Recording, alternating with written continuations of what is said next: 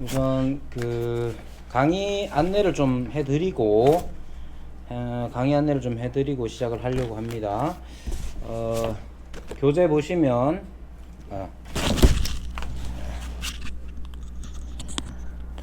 강의 안내를 먼저 드리겠습니다. 교재 보시면 대충 이제 평가 방식하고 나와 있습니다. 우선 이제 강의 자체는 4주간 하고요. 인간론은 2주, 그리고 하루에 한 2시간씩 해서 4시간을 하게 되고요. 기독론도 마찬가지로 2주간 하루에 2시간씩 4시간을 하게 됩니다. 평가 방식은 출석만 잘 하셔도 80점입니다. 80점을 먹고 들어가는 거고요. 80점이고, 그리고 이제 이게 이제 교수님들마다 다르니까 제 강의에서는 들어주시면 좋겠는데, 수강 리포트를 쓰시면 됩니다. 그러니까 수강 리포트를 어떻게 쓰시느냐 하면 그냥 자기가 어떻게 들었다 하는 것만 확인만 하면 되거든요. 잘 쓰시면 제일 좋고요. 잘 쓰시면 좋고, 그래서 내용을 많이 쓰시면 점수가 이제 조금 더 나갈 수는 있겠죠. 왜냐하면 이제 확인만 했으면 전부 다 100점 나가면 이제 나중에 자격금 줄 때 이제 곤란하니까 여러분들이 내가 이제 수강을 이 과목을 이 시간에 이렇게 들었는데 이런 내용들이 있었다, 아니면 뭐 이런 내용들은 좋았다, 아니면 알게 됐다, 아니면 질문, 뭐 모든 걸 다 포함해서 듣고 난 다음에 여러분들이 알게 된 것이나 느끼게 된 것이나 아니면 질문이나 뭐든지 강의와 관련돼서 저한테 뭐 필기해서 사진 찍어 보내시든지 아니면 메일을 보내시든지 카톡을 보내시든지 간에 그렇게 수강한 내용들에 대하여서 리포트를 제출해 주셔야 됩니다. 어떤 형식 같은 건 없으니까 그냥 자유롭게 하시되 들었다 하는 것들이 분명히 드러날 수 있도록 해주시면 되고요. 필독서 있습니다. 제가 지난 학기에도 숙제를 많이 내줬다고 이제 몇몇 분들이 원성을 하신 것 같은데, 그래서 이제 저도 그냥 강의에 좀 충실할까, 그래서 이제 강의에 충실하려고 지난 학기 때는 1시간은 강의하고 1시간은 책 요약하고 이런 식으로 했는데, 요번에는 뭐 분량도 너무 이제 시간도 너무 적고 해서 강의를 충실하게 하려고 하고 있고요. 그 대신 이제 책을 반드시 읽었으면 하는 책이 있는데, 그 책을 여러분들이 읽으시고 분량에 맞게 제출 기한에 맞춰서 내주시면 됩니다. 책은 그리스도 우리의 생명이라고 해서 마이클 리브스가 쓴 책이고, 복 있는 사람 출판사에서 나온 책이고요. 과제를 제출하는 기한은 오늘 수업을 들으시고 강의를 들으시고 나서 9월 3일까지 그냥 바로 하셔야 돼요. 이건 시간을 아무리 많이 줘봐도 소용이 없습니다. 그래서 바로 들으시고 제출하시면 됩니다. 가장 좋은 거는 요 제출 기한 안에 제출해 주시는 게 제일 좋습니다. 그래서 제출 기한 안에 제출해 주시면 제일 감사하겠고, 그래서 이제 처음에는 9월 3일까지는 필독서 1장, 여기 5장까지 나와 있는 건데요. 5장까지인데, 뭐 이제 4주간 이렇게 하면 제일 좋은데, 5장까지라서 마지막에 열심히 하시라고 4, 5장 그렇게 하시면 됩니다. 그리고 책 자체는 기독론에 관한 책입니다. 이제 이 책은, 우리가 그리스도를 믿는 사람인데 그리스도를 즐거워하는 게 뭔지를 여러분이 잘 모르잖아요. 여러분이 잘 모른다고 해서 죄송합니다만은, 사실 우리의 신앙이라는 게 대부분 어떤 형태냐 하면 내가 해야 할 것들로 신앙생활이 점철되어 있습니다. 그러니까 주일날 어떻게 해야 됩니까? 예배 드려야 되죠. 주일날 또 뭐 합니까? 뭐 성가대 해야 되죠. 교사 해야 되죠. 설거지 해야 되죠. 그러니까 내가 해야 할 일들을 잘 하면 예배 출석 잘하고 전도 잘하고 뭔가를 해야 하는 일이 잘하면 내가 신앙이 좋은 것처럼 느낍니다. 그런데 해야 할 거 잘 안 하고 있으면 불안하죠. 그럼 그게 우리의 신앙과 우리의 구원, 성경에서 가르치는 구원과 맞느냐 했을 때 이제 매칭이 좀 안 되는 거예요. 그러니까 진짜 신앙이 뭐냐 하면 우리가 그리스도를 믿는 사람인데 그 믿음이라는 게 이 믿음 없으면 지옥 가. 그러니까 겁나니까 믿어줘야지. 이런 느낌이 아니라 그리스도가 너무 좋은 거야 되는 거예요. 그리스도가 마치 연애할 때 여러분들이 연애할 때 남자친구 혹은 여자친구에 대한 설렘이 있는 것처럼 있었던 것처럼 지금 있는지 없는지 모르지만 있었던 것처럼 그리스도를 생각할 때에 기쁘고 즐거움이 있는 것이 기본적으로 그리스도를 믿는 거예요. 그렇겠죠? 근데 이제 요즘 이제 여러분들이 그 기독교 출판물들을 보면 가장 베스트셀러가 어떤 거냐? 다 자기에게 집중한 겁니다. 외로울 때, 우울할 때 우리가 어떻게 해야 되느냐? 아니면 뭐 심지어는 성공을 위해서 우리는 어떻게 해야 되느냐? 기독교인이 어떻게 믿어야 되느냐? 어떻게 해야 되느냐? 라는 식으로 되어 있습니다. 그래서 이게 이제 한 2, 3세기 전만 해도 예를 들면 존 오웬이라든지 아니면 뭐 라일이라든지 이런 아주 유명한 이제 작가들에 의해서 나오는 대부분의 책들이 어떤 거냐면 그리스도의 영광, 뭐 그리스도에 대한 것들이 많이 있었어요. 그런데 요즘은 그리스도에 대해서 알고자 하는 게 거의 없고 어떻게 하면 내가 이 우울함을 극복할 수 있을까? 어떻게 하면 성공할 수 있을까? 심지어 어떻게 하면 교회가 많이 사람을 모을 수 있을까? 이런 쪽으로 이제 거의 외피적인 부분들에 많이 초점을 맞춰져 있잖아요. 그래서 우리의 신앙을 다시 한번 생각할 때에 꼭 필요한 게 뭐냐면 우리가 정말로 그리스도를 사랑하는가? 우리가 정말로 그리스도를 즐거워하는가? 생각해 보십시오. 라일이라는 분이 그런 말씀을 하셨습니다. 천국에 가가지고 여러분이 좋아할 만한 것 다 있는데 그리스도가 없다면 그것이 천국이겠는가? 즉 우리가 영원히 살기를 바라잖아요. 안 아프고 안 죽고 안 슬프고 이걸 바라잖아요. 천국이 어떤 곳이냐? 안 아프고 안 슬프고 안 죽고 이런 곳이 천국이래요. 근데 만약에 그리스도가 없다면 그것이 천국이겠습니까? 라일이라는 분이 그렇게 묻습니다. 우리에게 있어서 지금 현재에 있어서도 중요한 건 뭐냐 하면 그리스도를 아는 즐거움이어야 합니다. 그죠? 그리스도를 아는 즐거움이어야 하는데 그 그리스도가 어떤 분인지를 잘 모르고 있는 게 현재 기독교의 가장 어찌 보면 위험한 상황인 것이죠. 그래서 이 책의 저자는 이제 그리스도가 우리의 생명이시다. 그리스도를 사랑하는 것, 사랑할 수밖에 없게 만드는 게 무엇인지를 잘 얘기해 줍니다. 그래서 강의는 사실 한 번 들으면 뭐 이자 아프기도 하고 뭐 그런데 이 책은 계속 여러분이 언젠가는 읽겠지 뭐 그런 장식용으로라도 꽂아두면 언젠가는 읽을 수 있잖아요. 그래서 이제 제가 필독서로 이제 한 권은 해야겠다. 제가 보니까 교수평가에 있어서 숙제 많다는 평가가 제 평가인 것 같은데 어쨌든 숙제가 많아 보여도 여러분 이런 사실 책도 두껍지도 않습니다. 두껍지도 않고 많이 비싸지도 않고 여러분들이 꼭 사서 차근차근 읽어보시고 이 책은 여러분들이 두고두고 읽으실 만합니다. 그리고 이제 존 오웬의 책이나 이런 책들은 사실 이제 200년, 300년 전에 쓰여진 책이라 가지고 좀 세련된 맛이 좀 없는데 이 책은 최근에 이제 쓰여진 저자도 젊으신 분이고 좋습니다. 그래서 여러분들이 꼭 읽어보시고요. 자, 이순열 권사님 오셨고 그다음 김혜정 집사님 맞죠? 김혜정 집사님 오셨고 아직 이제 박주척 집사님, 이상미 집사님, 그다음 최일란 여기 가셨고, 자 그러면 김현숙 사모님, 지금 출석부에 없어서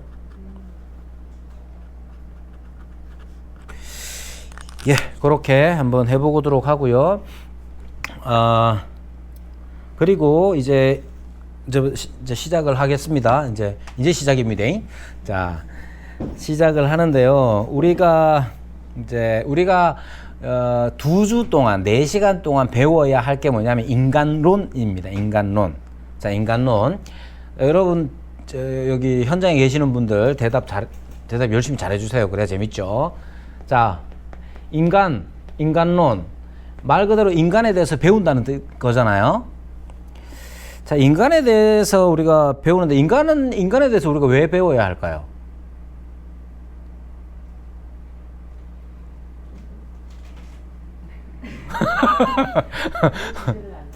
내 주제를 알라. 예. 그래서 인간으로 오셨기 때문에 그래요. 인간이 이제 예. 그렇게 거창하게 대답하셔도 좋고요. 예. 기본적으로 우리는 인간 자체에 대해서 우리는 궁금해합니다. 예. 우리는 내가 누구인지, 인간이라는 어떤 존재인지 궁금해합니다. 그죠? 이게 이 세상 모든 피조물들 중에 유일한 인간만의 특징입니다.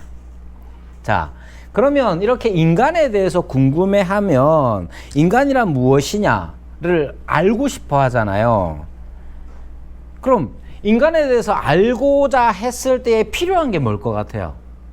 인간이란 어떤 존재냐? 인간이란 무엇이냐? 이런 질문 앞에서 우리에게 필요한 것, 인간에 대해서 알기 위해서 무엇부터 알아야 되느냐 하면 인간의 특징부터 알아야 됩니다. 자, 인간 존재가 어떠하냐를 알기 위해서 인간의 특징을 먼저 아는 게 필요하죠. 그러면 여러분들이 한번 생각해 보십시오. 인간만이 가지고 있는 특징이란 게 뭐겠습니까? 이건 이제 교재에 없는 거예요. 이건 지금 이제 하려고 하는 거는 인간론에 대한 전체적인 그림을 그리기 위해서 이제 하려고 하는 이 내용을 하는 겁니다. 자, 인간의 특징이 어떤 게 있겠습니까? 네? 처음서부터 너무 어두운. 자, 자기중심적이죠? 맞습니다. 또 좀 더 긍정적인 거 뭐 있겠어요? 특징. 2발로 걷는다. 근데 침팬지도 가끔 걸으니까. 그런 거 말고. 예? 사고를 할 수 있어요. 오, 사고. 또. 사고. 예. 뭐 여러 가지 많겠죠? 예, 이런 거 이제 인간의 특징들을 잘 나타내는 것들을 보면 이제 유발 하라리의 사피엔스 같은 것들을 보면, 물론 그 사람은 이제 이스라엘 사람이지만 전혀 무신론자입니다. 그러니까 뭐 필요는 없지만 인간이 어떻게 이렇게 이 사피엔스라는 종이 어떻게 사피엔스가 되었느냐의 과정을 비신앙적으로 잘 말해줍니다. 어쨌든 사고도 하죠. 또 어떤 게 있습니까? 감정을 느끼기도 하죠. 그리고 사피엔스, 이제 유발 하라리의 사피엔스 나오는 것처럼 상상을 해서 함께 뭔가 일을 해 나가는 것도 인간의 특징입니다. 함께 하는 거는 괜찮은데, 함께 하는 건 개미도 하잖아요. 벌도 하고. 근데 이제 인간의 상상력이라는 것이 그 일들을 가능하게 하는 거, 뭐 이런 거, 여러 가지 특징들이 있습니다. 그러면 생각해 보십시오. 이런 특징들은 인간이 가진 여러, 뭐 자기중심적인 것뿐만 아니라 사고하는 거, 또는 이제 뭐 양심 뭐부터 시작해가지고 온갖 특징들이 다 있잖아요. 이건 어떻게 해서 생겨날 수 있었을까요? 이러한 특징들의 기원은 뭘까요?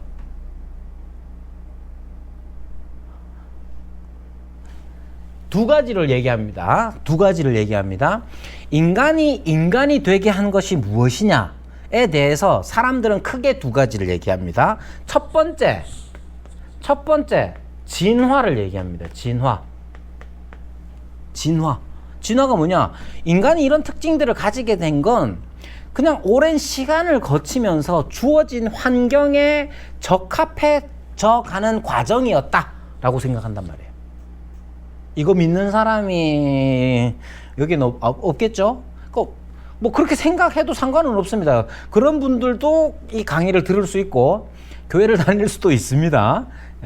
저는 이렇게 믿진 않지만 뭐 상관이 없어요. 자, 인간이 인간으로서의 지금 현재의 인간으로서의 특징들을 가지게 된 그 기원이 어디냐 했을 때 진화의 산물로서 인간을 이해할 수도 있습니다. 그렇게 하라는 게 아니고 제가 그죠? 자, 그럼 두 번째는 뭘까? 인간의 이런 특징은 어디에서 기원합니까? 네, 창조. 진화 나왔으니 창조 나와야겠죠? 자, 창조. 우리는 여기 있는 우리는 다 창조. 하나님의 창조로부터 이러한 특징들이 왔다. 이렇게 믿습니다.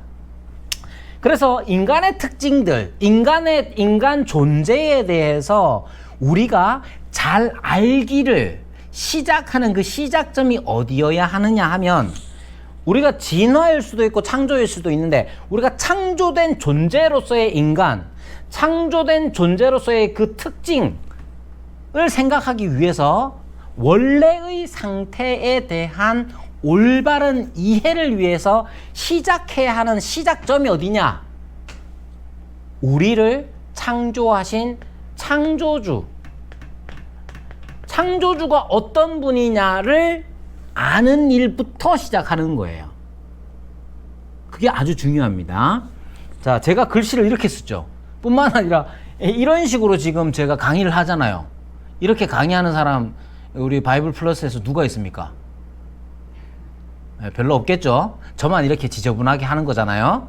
자, 그 말은 지금 이러한 판서 자체 혹은 글자체 이 모든 게 다 저의 작품이라고 하기는 못하지만 저의 결과물로서 제 성격을 저의 어떠함을 드러내는 거잖아요. 그죠? 이 조만한 칠판 안에도 결과물로서의 이 나오는 이 판서 자체가 저 자신을 드러낸단 말이에요. 자, 우리가 인간이 하나님에게서 창조, 지음을 받았다 했을 때의 인간의 됨됨이, 인간의 특징, 그것이 존재이든 아니면 캐릭터이든 간에 인간 존재와 그 특징에 대한 올바른 이해는 어디서부터 시작해야 하느냐 하면 창조주에 대한 이해에서부터 시작해야 하는 거예요. 그래서 1강은 삼위일체를 다룹니다. 자, 아직 강의 시작을 안 했습니다.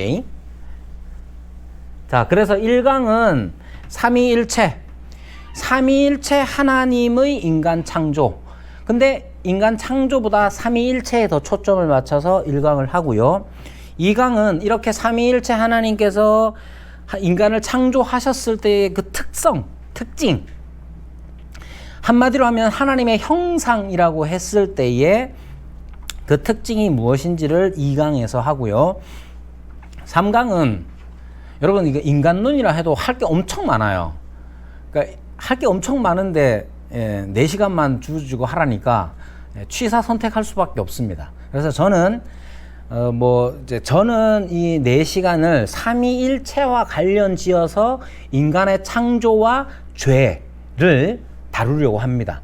다르게 시간이 너무 적기 때문에 다른 강사, 다른 교수 목사님께서는 어떻게 하실지 다르지만 저는 그렇습니다. 그래서 삼위일체 하나님께서 우리를 창조주로서의 삼위일체와 그 삼위일체 하나님의 피조물로서의 인간의 특징들, 그리고 남자와 여자, 하나님께서 남자와 여자로 지으셨으니 그 남자와 여자도 삼위일체의 관점에서 남자와 여자의 관계와 존재를 생각해 보고, 그 다음에 이제 마지막으로 죄도 마찬가지로 삼위일체 하나님의 피조물로서 죄가 어떤 것인지, 그 결과가 어떤 것인지 살펴보려고 합니다.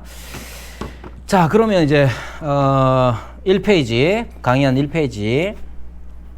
자, 여러분 이제 삼위일체에 대해서 지난 신론 때도 잠깐 했지만 이미 또 우리에게 있는 망각의 은사를 따라 다 잊어버리셨을 거고, 자, 생각해 보십시다. 이제 우선은 이걸 한번 생각해 보십시오. 여러분이 하나님이라면 창조를 왜 했을까? 왜 창조할까요? 예. 이건 다 한 번씩 대답해 보세요. 여러분이 하나님이라면 이건 이제 당연히 이제 좀 예. 조심해야 될 말이지만 여러분 한번 생각해 보세요. 창조 왜 했을까요? 제 만족을 위해서. 감사합니다. 만족을 위해서. 성함이 정진영. 여긴 없네요.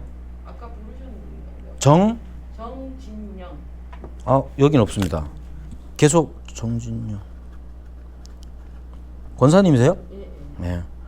자, 권사님, 정진영 권사님이 만족을 위해서. 자, 또 다른 분은 하나님은 왕이시니까 백성이 필요하죠. 백성 필요. 백성이 필요하죠. 백성 필요. 또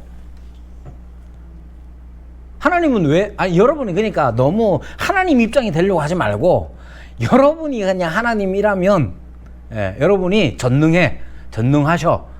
그래서 창조를 해야겠어. 왜 할까? 같이 교제도 교제도 저렇게 열심히 하시니까 제가 이제 자, 교제도 또 저는 솔직하게요. 예. 나를 드러내기 위해서 그냥 나만 군림하고 솔직하게 된다면 나만 그냥 군림하고 그냥 같은 그런 마음으로 한 것 같아요. 다른 사람 생각 안 하고. 이걸 뭐라고 적어야 되지? 못 적겠습니다. 아무튼 즐기고 누리고 싶고 누리기 위해서. 이게 뭐 나쁜 뜻이 아니고 그죠? 자, 여기 특징이 다 뭐냐? 만약에 요런 특징 하에서 이게 창조의 이유가 창조의 근원, 원동력이 만약에 이런 것이라면 도리어 완전하지 못한 증거가 됩니다. 자, 왜 그러냐면 내 만족을 위해서 지금 그러면 하나님께서는 만족을 위해서 창조한다. 그러면 하나님은 지금 그러니까 아무것도 없을 때에 하나님은 만족을 못하는 분인 거예요. 그죠? 또 백성이 필요하다. 백성 왜 필요합니까? 백성은 왜 필요할 것 같아요? 군림하려고 필요하죠. 야, 말 잘 들어. 안 그러면 그냥 황마 이렇게 되는 거죠. 백성이 필요하다는 게 군림하려고도 필요하지만 또 어떤 게냐? 사랑을 위해서도 필요한 거죠. 그러면 이게 역으로 하면 뭐가 되느냐? 만약에 백성이 군림하려고 필요하다 했을 때도 백성이 없으면 하나님은 하나님이 아닌 게 되죠. 사랑의 대상으로서의 백성이 필요하다. 그럼 하나님으로 만들어주, 하나님은 사랑의 하나님이니까 하나님을 하나님으로 만들어주는 건 누구냐? 백성이 되는 거죠. 그죠? 자, 이게 다 특징이 뭐냐? 단일 위격적이라는 거예요. 단일 위격은 어떤 뜻이냐면 하나밖에 없는 거야. 하나. 하나님은 한 분이시다 했을 때 그 하나님의 한 분이시다 하는 그 말의 의미는 요즘은 이제 번역을 어떻게 했느냐면 유일하신 이렇게 번역했습니다. 하나님의 존재 자체가 하나님이 한 분이다, 숫자 1이다 이런 의미가 아니라 그 존재하심의 방식이 다른 데는 없고 유일하다 하는 걸 나타내는 거예요. 잠깐만요. 유일하다 하는 거예요. 그러니까 단일 위격이라는 말의 뜻은 신이 하나밖에 없는 거예요. 그래서 세 가지 경우 생각해 볼게요. 첫 번째, 고대 바벨론 창조 신화의 경우가 있습니다. 고대 바벨론 창조 신화, 바벨론의 마르둑이라는 신이 있습니다. 마르둑이라는 신이 있는데 이 마르둑이라는 신은 뭐 간단하게 얘기하면 이런 거예요. 신들의 전쟁에서 이겼어. 최고 1등이 됐어. 1등이 됐어요. 그러니까 다른 신들이 뭐라 그러냐면 야, 저 1등 됐으니까 우리 좀 먹여 살려줘야지. 귀찮은 거야. 그래서 뭘 했느냐? 인간을 만들어요. 인간을 만들어가지고 인간 보고 야들아 신들 좀 어떻게 공양 좀 해라 이렇게 된 거예요. 이건 당연히 이제 간단하게 얘기한 겁니다. 마르둑의 경우가 그렇습니다. 그러니까 이 마르둑과 인간의 관계에 있어서 가장 중요한 건 뭐겠어요? 말 듣나 안 듣나요? 이러한 종교에 있어서, 이러한 신에 있어서 인간과 신의 관계의 가장 중요한 핵심은 뭐냐? 말을 듣느냐 안 듣느냐. 말 안 들으면 뭐예요? 그게 죄예요. 말 잘 들으면 그거는 선이고 의고 이런 거죠. 그건 구원이 되는 거고. 자, 이런 식입니다. 두 번째, 이제 이슬람의 알라 같은 경우는, 알라는 이름이 몇 가지나 있는 줄 알아요, 혹시? 알라는 이름이 여러 가지입니다. 어느 정도 여러 가지냐? 99가지의 이름이 있습니다. 99가지. 99가지의 이름이 있는데, 이 모든 게 다 영원 전에, 창세 전에 가지고 있었던 특성들이라고 해요. 그 중에 하나가 뭐냐면, 알라의 이름이 뭐냐면, 사랑하는 자예요. 99가지 이름 중에 알라의 그 별칭이 사랑하는 자예요. 그러니까 알라는 영원 전부터 사랑하는 자래요. 근데 영원 전부터 있었던 건 뭐예요? 대상이 있어야 되잖아요. 영원 전부터 사랑하는 자라면 영원 전부터 사랑하는 대상이 있어야 될 거 아니에요. 사랑을 지 혼자 하는 건 아니잖아요. 그죠? 그래서 아리스토텔레스, 고대 그리스 철학자 중에 아리스토텔레스라는 사람은 이제 신이 선해야 될 것 아니에요. 자, 보세요. 선이라는 것은 혼자 있어서 되는 일이 아니죠. 제가 강의를 잘합니까? 못합니까? 잘하십니다. 근데 혼자 있어서 막 강의를 내. 요즘은 유튜브 보고 이제 하기도 하지만. 그거는 이상한 말이잖아요. 자, 선이라는 것도 혼자 있어서 되는 게 아니에요. 그죠? 그러면 신이라는 존재가 영원한데, 신의 존재는 영원하잖아요. 근데 신은 선해. 어떻게 선할 수 있어? 그 필요한 게 뭐냐? 물질, 우주. 이것도 영원한 거예요. 왜? 신이 선하기 위해서. 신은 선의 대상이 필요한데, 신이 영원 전부터 선하려면 물질, 우주도 영원해야 하는 거예요.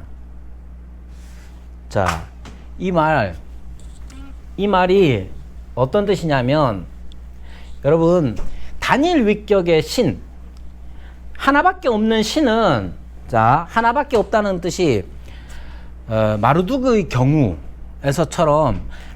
경우에서처럼 여러 신들이 있는데 그 중에 1등 신이든지 아니면 알라처럼 하나밖에 없는 신이든지 간에 그게 숫자적으로 하나일 때의 특징이 뭐냐? 사랑이라는 건 없어요.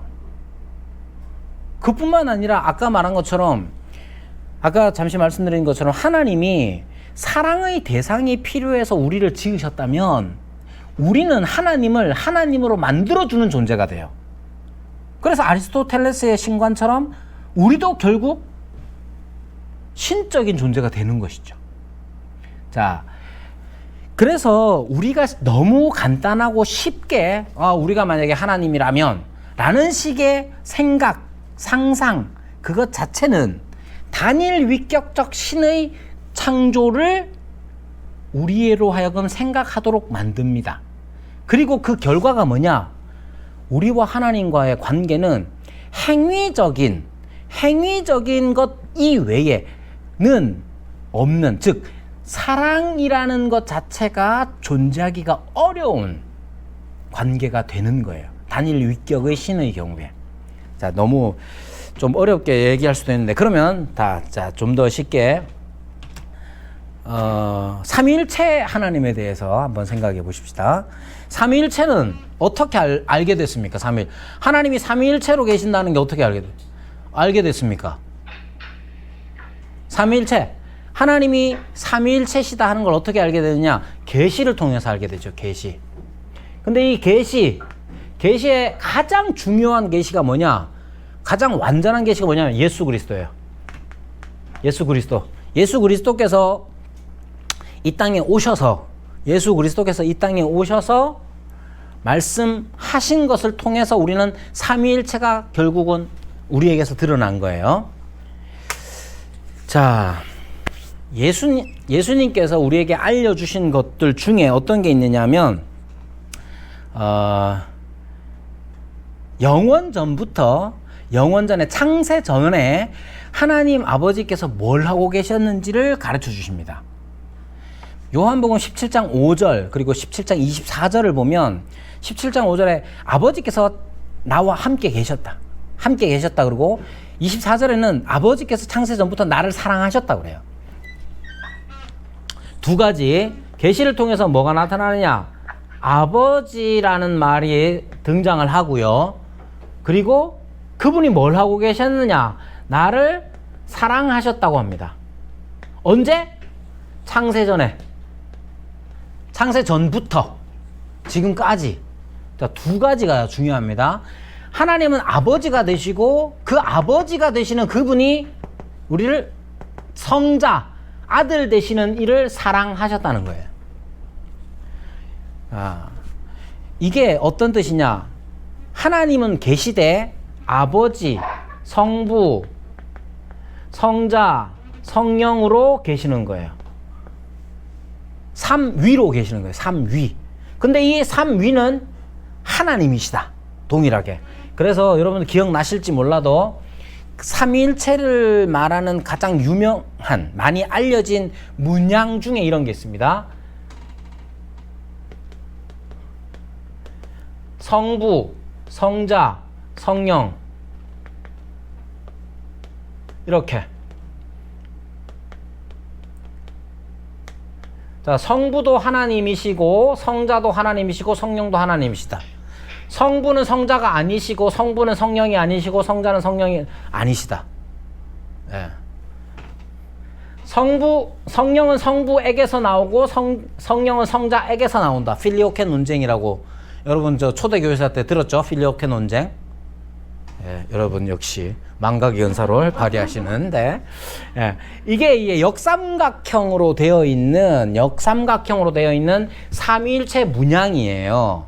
근데 이게 왜 역삼각형이냐 하면 서방교회와 동방교회가 성령론에 있어서 부딪혀서 서방교회 쪽에서, 우리는 서방교회 전통을 많이 따르거든요. 서방교회 쪽에서 이렇게 역삼각형으로, 그래서 성령께서 성부에게서 나오고 성자에게서 나온다, 이 얘기하는 거예요. 근데 이 삼각형, 삼위일체 삼각형은 성부와 성자와 성령께서 삼위로 계심을 분명히 보여줘요. 분명히 보여주고 그 관계에 대해서 얘기하는데 핵심은 뭐냐? 성부, 성자, 성령이 각각으로 계시되 한 하나님이시다 하는 거예요. 이게 이해가 안 되죠? 이해가 안 돼서 예수님께서 오셔서 하신 말씀이 뭐냐? 하나님은 아버지가 되신다는 거예요. 이제 이때 아버지가 되신다는 건 생명을 낳으신다는 뜻이에요. 그래서 우리나라 사람들도 그러잖아요. 아버지 날 낳으시고 어머니 날 기르시고, 예, 대부분 다 그렇습니다. 그러니까 생명을 낳으시는 존재라는 거야. 성부는 생명을 낳으시는 분이고 사랑을 주시는 분이고, 아드 엑스트라 자기 밖을 향하는, 이게 밖이라는 뜻이고 엑스트라 밖이라는 뜻이고요. 반대는 인트라, 이제 밖을 향하는, 하나님은 밖을 향하시는 분이에요. 자, 이 말 아주 중요합니다. 밖을 향하시는 분인데, 향하신다는 말의 뜻은 뭐냐면 사랑일 때 밖을 향하는 것이죠. 자, 사랑은 나를 사랑해줘 뭐 말할 수는 있지만, 내가 사랑이라는 참된 의미는 자기 밖을 향할 때의 사랑이 되는 거잖아요. 하나님은 성부와 성자와 성령으로 계시면서 성부께서는 자기 밖을 향하셔서 성자를 사랑하시는 분이에요. 자, 이해가 되시죠? 이해가 되시나? 자, 일단 첫 번째, 본질적으로 하나님은 혼자 계시는 분이 아니에요. 영원 전부터 삼위로 계시는 분이에요. 그러면 삼위로 계시면서 너는 너, 나는 나 이렇게 계시는 게 아니라 그 관계가 얼마나 친밀하냐 하면 아버지가 되시고 아들이 되신다는 거예요. 아버지가 되시는데, 아버지는 말 그대로 아버지는 아들이 있어야 아버지잖아요. 아들은 아버지가 있어야 아들이고, 근데 너는 아버지, 나는 아들 이러고 있는 게 아니라 아버지는 자기 밖을 향하는 사랑으로 아들을 향하실 때의 아버지가 되시는 거죠.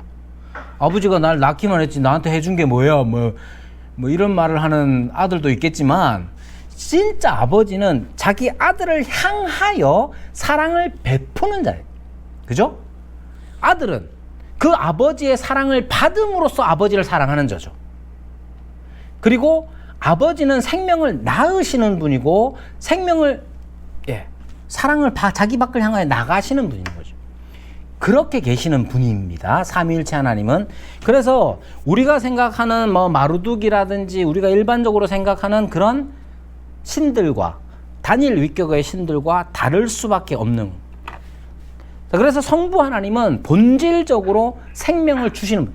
여기 아버지라는 말을 왜 아버지라고 그러냐? 왜 남자만 얘기하냐? 뭐 그렇게 얘기하면 그건 정말 그냥 트집 잡는 이야기일 뿐입니다. 아버지라는 말은 남자냐 여자냐의 문제가 아닙니다. 왜? 하나님은 영이시잖아요. 육체가 아니십니다. 영이시기 때문에 남성, 여성 이런 걸 따지는 게 아니에요. 아버지로서 생명을 낳으시는 분이다 하는 점을 강조하는 겁니다. 그거는 다 다르지. 네. 위에서 주먹 쥐어봐. 네. 자, 주먹 쥐어보라고 주먹. 자 이게 어디서 나오는 건지 모르겠네. 튀어나온 게 31일이고 안으로 들어가는 게 30이야.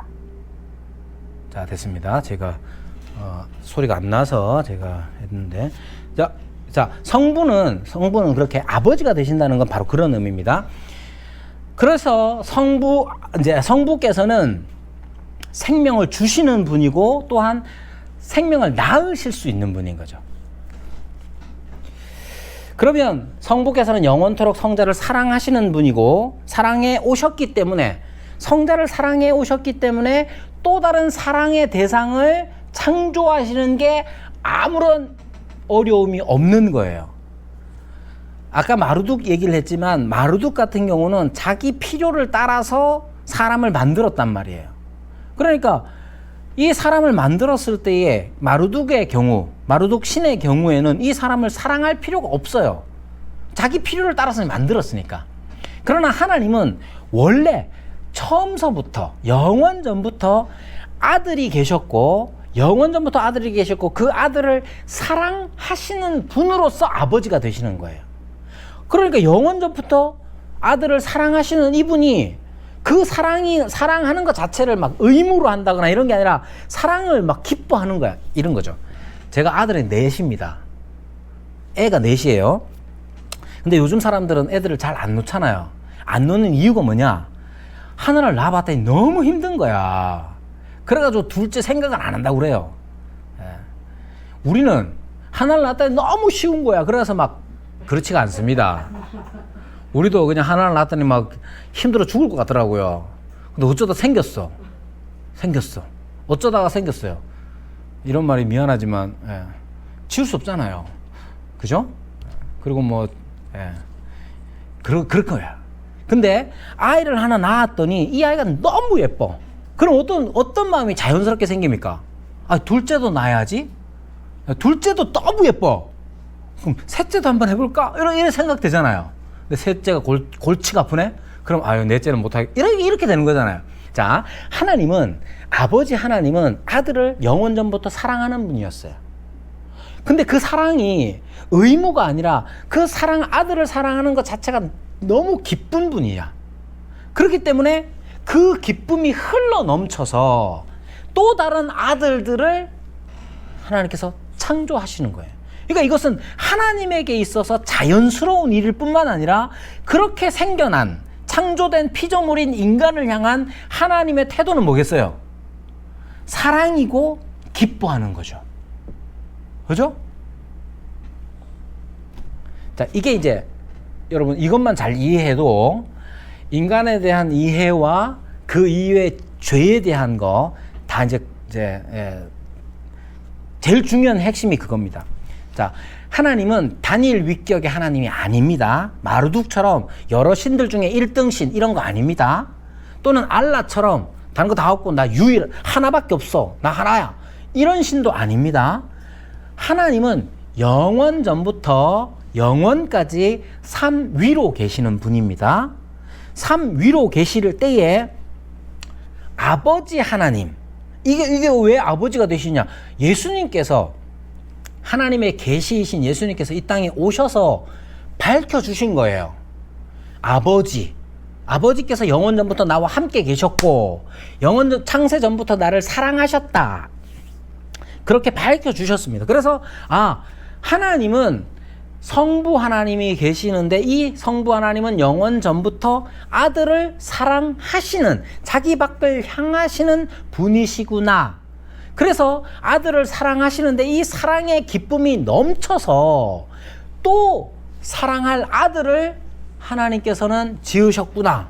그렇기 때문에 하나님은 인간을 향하여 사랑하시고 인간 자체를 기뻐하시는구나. 이게 창조에 있어서 아주 핵심입니다. 자, 성자 하나님을 생각해 보십시오. 성자 하나님 예수 그리스도는 그래서 창조의 논리이자 청사진이랍니다. 이게 두 가지예요.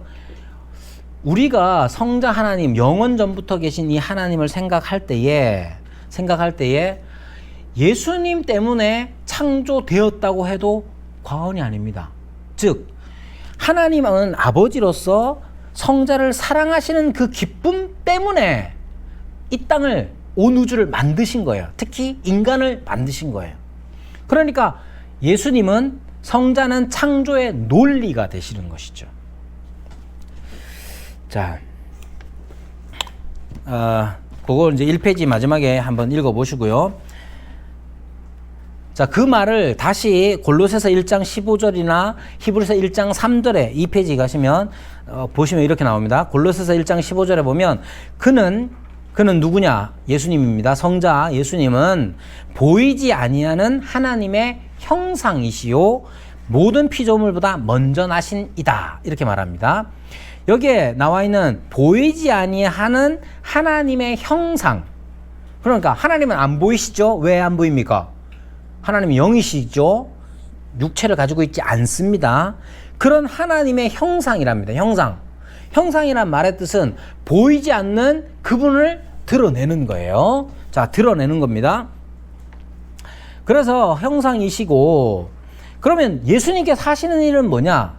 예수님께서 하시는 일은 뭐냐 하면, 성자는 무엇을 하시느냐 하면 보이지 아니하시는 하나님을 드러내는 계시의 역할을 하시는 거예요. 그래서 주님께서 하시는 말씀이 너희가 나를 보았으면 아버지를 보았다, 이렇게 말씀하시는 겁니다. 자, 성자는 그래서 하나님의 형상으로서 보이지 아니하시는 성부 하나님을 우리로 하여금 볼 수 있도록, 알 수 있도록 해주시는 거예요. 그럼 어떻게 알 수 있게 하시느냐? 히브리서 1장 3절에 보면 이는 하나님의 영광의 광채시요 그 본체의 형상이시라. 광채, 즉 성자께서는 성부로부터 영광스럽게 나오십니다. 영광스럽게 나오시고 그 영광, 광채이시니까 그 영광을 비추시며 그 영광을 발하심으로써 성부께서 밖을 향하시는 분, 외향적인 분임을 보여주는 겁니다. 자, 외향적이다라는 말이 자꾸 이제 성격이 좋다 뭐 이렇게 생각하시지 말고, 자, 아버지가 되기 위해서는 아들을 향하여서 사랑하셔야 되잖아요. 그런 의미입니다. 항상 이렇게 하나님은 밖을 향하세요. ad extra. 밖을 향하시는, 자기 밖을 향하시는 거예요.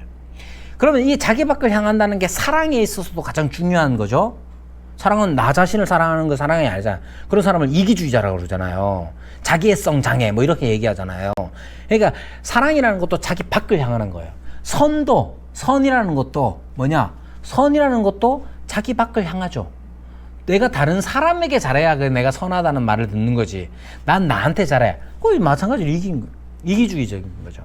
그래서 하나님께서 외향적인 자기 밖을 향하시는 분임을 어떻게 알게 되느냐? 예수님을 통해서 알게 되죠. 어떻게? 예수님은 하나님의 보이지 아니하시는 하나님의 형상이시요 하나님의 영광의 광채이시요 이렇게 계속 밖을 향하잖아요. 밖을 향하시는 분임. 예수님도 그런 분이고 하나님이 그런 분임을 예수님이 드러내시는 겁니다. 자, 그러면 예수님에 대한 또 다른 게 뭐냐면 거기 2페이지 4에 보면 어떤 의미에서 예수님 성자께서는 피조물의 모범이 되십니다. 피조물의 모범. 즉 하나님께서 창조의 논리로서 성자를 향한 사랑이 창조를 창조하게 했다면 그러면 성자께서는 그 사랑을 받는 분으로서 어떻게 해야 하는지를 마찬가지. 자, 여러분들이 잘 안 들어보셨을 내용 같아서 제가 신경을 좀 쓰여가지고 말이 좀 이렇게 됩니다. 자, 하나님이 성부께서 성자를 사랑하시죠. 성자를 사랑하십니다. 성자를 사랑하시는 이 사랑, 자기 밖을 향하시는 아더 엑스트라, 자기 밖을 향하시는 이 사랑으로서 사랑이 있어서 우리를 창조하신 거예요. 그래서 우리 인간을 창조하신 거예요. 성자를 사랑하시는 그 사랑의 기쁨이 넘쳐서 인간을 만드시고 성자를 사랑하시듯이 인간을 사랑하십니다. 그럼 이 방향에 있어서는 성부께서 성자를 사랑하시고 인간을 창조하셔서 인간을 사랑하십니다. 그러면 이 방향은 어떤 게 되겠어요? 이 방향에서 요구되는 어떤 거냐? 그걸 누가 보여주느냐? 성자께서 보여주시는 거예요. 성자께서 성부의 사랑을 받으시는 분으로서 성자가 반응하는 반응이 우리가 하나님에 대한 반응을 보여주는 모범이 되는 거예요. 모범. 그래서 맏아들이 되게 하셨다 하는 말이 이런 뜻이에요. 자, 그러면 성부의 사랑을 받으시는 성자께서는 어떻게 반응하셨어요?